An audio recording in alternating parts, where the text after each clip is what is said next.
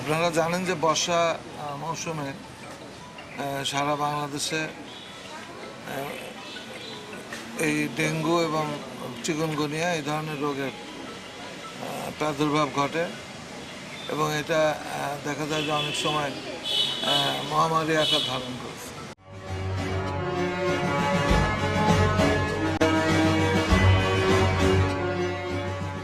Jessore পৌরসভাকে dengue মুক্ত রাখতে এবং এডিস মশা বংশবিস্তার রোধে মাসব্যাপী কর্মসূচি শুরু করেছে রেড ক্রিসেন্ট সোসাইটির যশোর ইউনিট।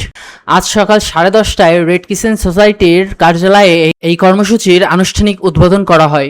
অনুষ্ঠানে প্রধান অতিথি হিসেবে উপস্থিত থেকে কর্মসূচির উদ্বোধন করেন রেড ক্রিসেন্ট সোসাইটির যশোর ইউনিটের চেয়ারম্যান দেলোয়ার হোসেন খোকন। এ সময় আরও উপস্থিত ছিলেন সংগঠনের সাধারণ সম্পাদক জাহিদ হাসান টুকুন। উদ্বোধনকালে রেড ক্রিসেন্ট সোসাইটির চেয়ারম্যান দেলোয়ার হোসেন খোকন বলেন, পৌরসভার 15টি ওয়ার্ডে সাধারণ মানুষের মাঝে ডেঙ্গু প্রতিরোধ সচেতন বৃদ্ধির এবং এডিস মশার লার্ভা ধ্বংস করতে আমরা এই উদ্যোগ নিয়েছি। আমাদের 50 জনের একটি বিশেষ টিম মাসব্যাপী এই মাঠ পর্যায়ে কাজ করবে, যাতে আগামী বর্ষা মৌসুমে যশোরবাসী ডেঙ্গু ও চিকুনগুনিয়ার মতন মারাত্মক রোগ থেকে সুরক্ষিত থাকতে পারে। তিনি আরও জানান, এই বিশেষ টিমটি পৌরসভার প্রতিটি ওয়ার্ডে বাসাবাড়ি, আঙিনা ও জমে থাকা পানি পরীক্ষা করবে। কোথাও লার্ভা শনাক্ত হলে তা ধ্বংস করার পাশাপাশি নাগরিকদের সচেতন করতে লিফলেট বিতরণ ও পরামর্শ প্রদান করা হবে। ডেস্ক রিপোর্ট, দৈনিক যশোর। এখন পর্যন্ত যশোরে অবশ্য এমন কোনো পাওয়া যায়নি। সময় থাকতেই আমরা এটার মূল বিষয় হচ্ছে যে সচেতনতা তৈরি করা। আপনি নিশ্চয়ই আপনারা জানেন যে ডেঙ্গু যেখান থেকে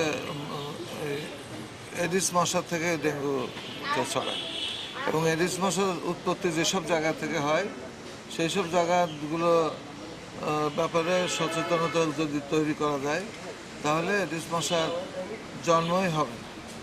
তো সেই কারণে আমরা রেড ক্রিসেন্ট যশোরের পক্ষ থেকে যশোর পৌর এলাকায় আমরা এই সচেতনতা কর্মসূচি শুরু করেছি। ইতিমধ্যে আমাদের কাজ শুরু হয়েছে এবং এটা যতদিন পৌর এলাকার প্রত্যেকটা ওয়ার্ডের প্রত্যেকটা বাড়িতে বাড়িতে প্রতিষ্ঠানে, শিক্ষা প্রতিষ্ঠান, বিভিন্ন প্রতিষ্ঠানে আমাদের এই যারা ভলেন্টিয়াররা আছে তারা এই যাচ্ছে, লিফলেট দিচ্ছে, তাদেরকে ব্রিফিং করতেছে। এই কার্যক্রম চলবে শেষ না হওয়া পর্যন্ত এবং এই পুরো বর্ষা মৌসুমে আমরা কাজ করব আমাদের নিজস্ব উদ্যোগ।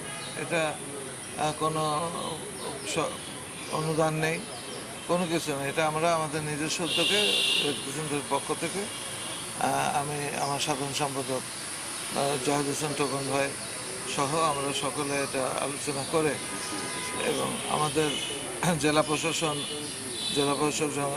ডিসি সাহেব সহ সিভিল সার্জন সাহেব সহ সকলের সাথে আলোচনা করে, আপনারা জানেন যে ইতিমধ্যে আমরা এখানে একটা সেমিনারও করেছিলাম, ডিসি সাহেব প্রধান অতিথি ছিল, সেখান থেকেই আমরা সিদ্ধান্ত নিয়ে এই কাজ শুরু করেছি।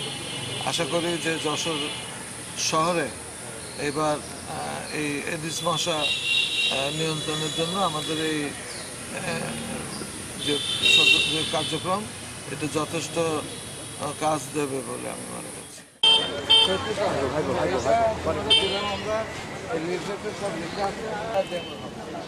সেই জন্য আপনাদের নিজেদের বাড়িতে